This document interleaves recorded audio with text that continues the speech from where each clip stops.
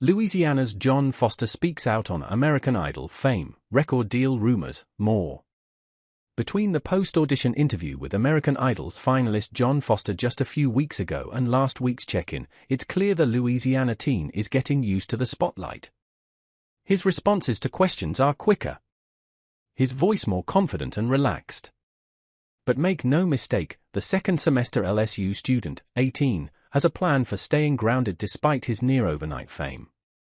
I've just kind of had to make sure that I'm staying centered on myself and my faith and knowing that I have a purpose here and that's why I'm here, country singer Foster, of Addis, said from Hollywood after wrapping up a rehearsal. And that's what's keeping me straight and that's all I can do. On Monday's Idol, Foster made it into the top 3, the last elimination before a new American Idol is named in this weekend's season 23 finale. That 3-hour show airs at 7 p.m. Sunday on ABC and streams the next day on Hulu. This interview has been edited for clarity and length. Tell us about this sudden fame and skyrocketing fan base. Somebody said one time that American Idol is rocket fuel, and I think that's a perfect analogy for what it can do for an artist.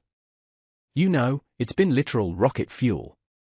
I went from 5,000 to 200,000 followers on Facebook, which, within 2 months, is absolutely incredible. Another example of kind of how far this has brought me is never in a million years did I think I'd ever be recognized in Disneyland. Like, sure, I can see somebody recognizing me in like Louisiana or Texas or something, but Disneyland in California was not somewhere that I ever thought I'd be recognized in. And sure enough, many people recognized me, which was crazy. It sounds like you do have a little bit of time in your day to look at your social media. What is a typical day like for you these days? I wake up usually around 8 a.m. and get to the studio, Red Studios in Los Angeles. The day consists of rehearsing, vocal coaching, trying on wardrobe, because each performance has to be a different outfit. So we're talking for full outfits for next week. We have to rehearse every single song and coach every single song. So there's a rehearsing coaching for that. During the daytime, we usually have little to no social media, but we usually get done about 5 p.m. or 6 p.m. after we rehearse and do wardrobe and all that fun stuff.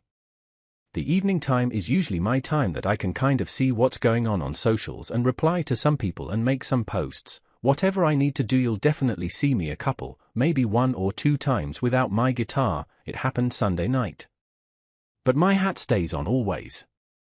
I don't usually wear it very much outside of the stage, but when I'm on stage, I've had that hat on for gonna be 3 years in July, every single performance, and for virtually every single performance, I've had that hat on since my very first gig.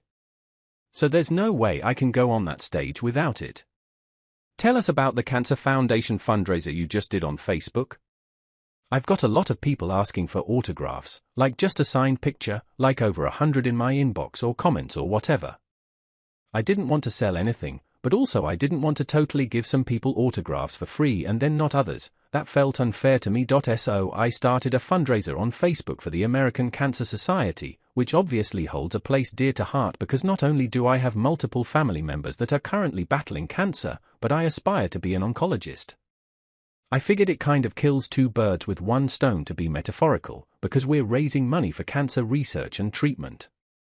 Also, some people who really wanted an autograph picture of mine get one, As of today, we are at $5,300, so that's really, really humbling, and it warms my heart to know that people support me and in return we can support those that really need it, those that are battling and looking for a cure to cancer. I am not signed to or affiliated with any record label whatsoever.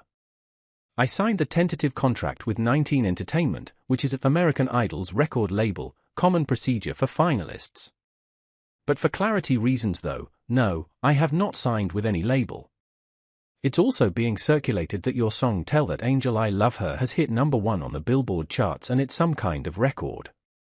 No, that's also false information. As much as I wish that was true, I did not hit #1. I did do some waves on the iTunes country charts, but that was the extent of that, unfortunately. Have any of the artists whose songs you've performed been in contact with you?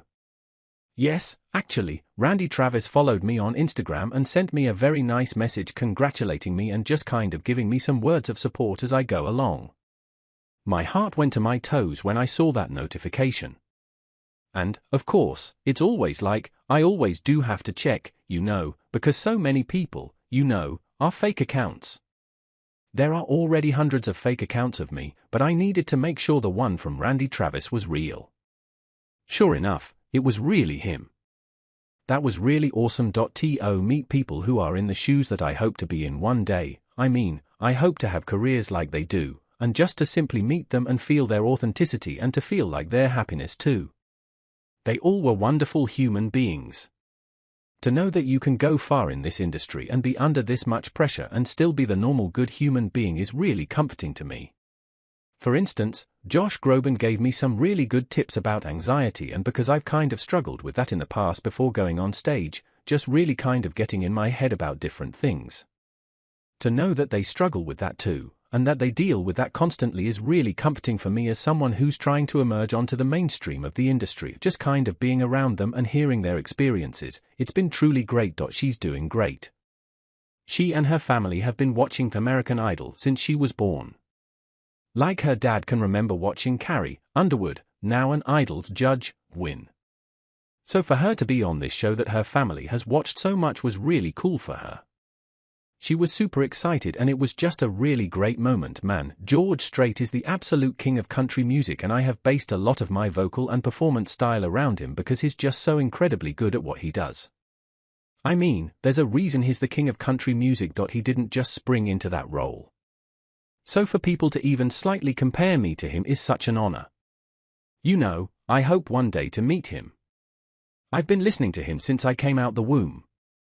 He's so incredibly amazing at performing and making country music that even the slightest mention of him near my name is an honor in itself.